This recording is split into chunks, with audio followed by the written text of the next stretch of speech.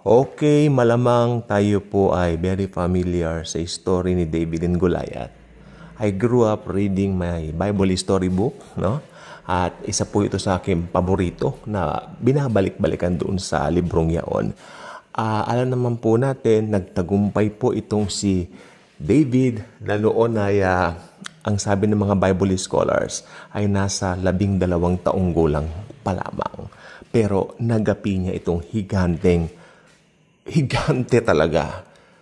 Ang tawag nga, the Philistine champion. Itong si Goliath, no? Itong pinagmamalaki nilang hero during that time. At wala ni isa man sa mga Israelites ang dito ay naglalakas loob na lumaban sapagkat ito po'y higante. Napakalaki po talaga. At talagang, wow, nung talagang wala na pong maglalakas loob, sabi ni David, sino ba itong taong ito na bakit tinutuya niya ang ating lahi? Hindi ba niya alam na tayo ang kanan Diyos? O, di ba? Malakas ang loob ni David. Sabi pa nga ng kapatid ni David sa kanya, umuwi ka na lang. Kanya, huwag ka na makigulo dito. Pero si David, meron siyang confidence na alam niya, ibibigay ng Diyos ang higanteng yan sa kanyang mga kamay. Kung sa Old Testament, titignan mo ang faith ni David, ayos siya, no? So, pumunta siya sa hari kay Saul. At sabi niya, Haring Saul, let me be the one to fight this giant na nanunuya sa ating lahi. Okay? Dahil sa sobrang pagka-despair, maraming Bible scholars believe, sa sobrang pagka-despair ni Saul, pinayagan niya itong ang batang si David. Sige, pinalaban niya. The rest was history. Dala lang niya, sling, at saka yung kanyang ginagamit dito para ito itapon, no? Ayun lang pong ginagamit niya para, sling lang po, no? At nung una, pinagsusuot siya ni Saul ng mga, kung ano-ano mga nilalagay na mga, kumbaga parang panangga, no? Mabigat yung mga bakal. Ayoko yan, ganyan, ito lang tama na ako dito. Sige na nga, bahala ka na. Siguro ni Saul, parang, siyempre bata lang siya, no? Pero alam natin na nangyari.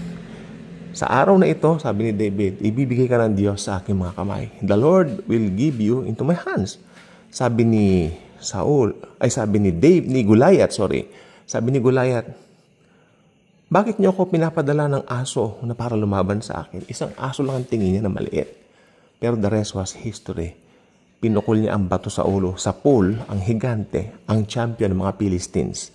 Patay, tepok, on the spot. Okay. At alam ba ninyo, pinugutan niya ng ulo ito, di ba? Pinugot niya ang ulo ni Goliath. Alam niyo, parang trophy niya. Parang ipinagmamalak niya yung mga trophies nila. Ito, napugot kong ulo ni ganito na ganyan. Parang tagumpay, parang champion na inilagay doon sa Jerusalem. Sa Jerusalem. Na during that time, nasa pamamahala pa ni Zerubbabel, no? Ni Zerubbabel. At later on pa lang siya magiging capital. Pero during that time, yun yung place. Tandaan nyo to, yun yung place. Okay?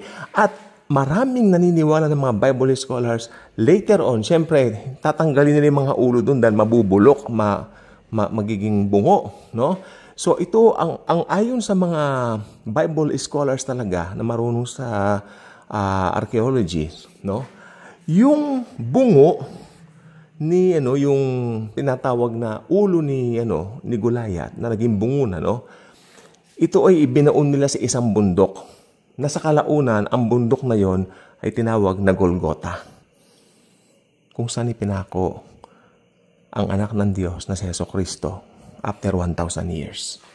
1,000 years after that, o sabihin natin mahigit 1,000 years after nang matalo ni David si Goliath, ipinako sa krus si Jesus doon sa lugar na pinaglibingan doon sa bungo ni Goliath. Alam niyo ba ang ibig sabihin yan?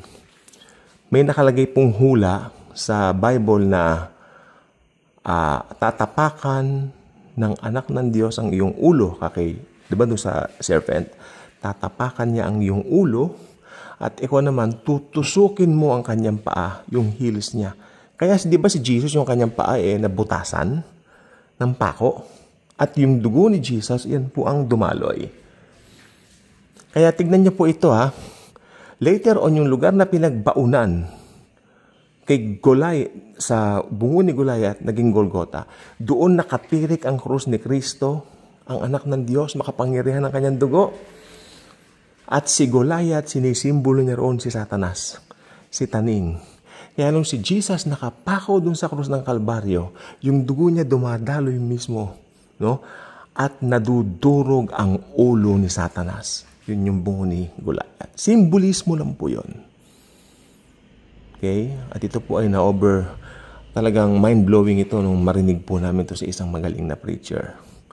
So, yan po naman, spiritualize lang po siya. Pero alam nyo, totoo po talaga.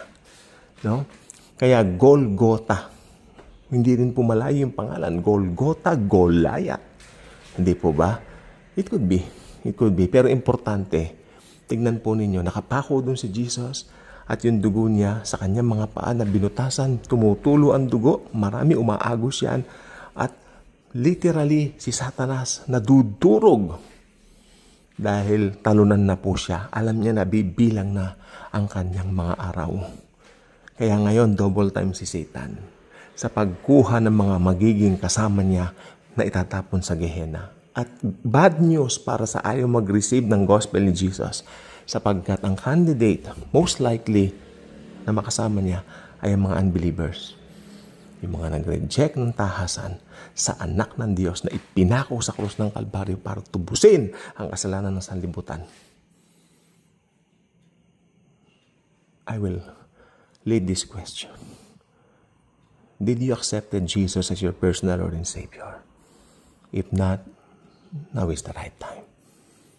God bless po.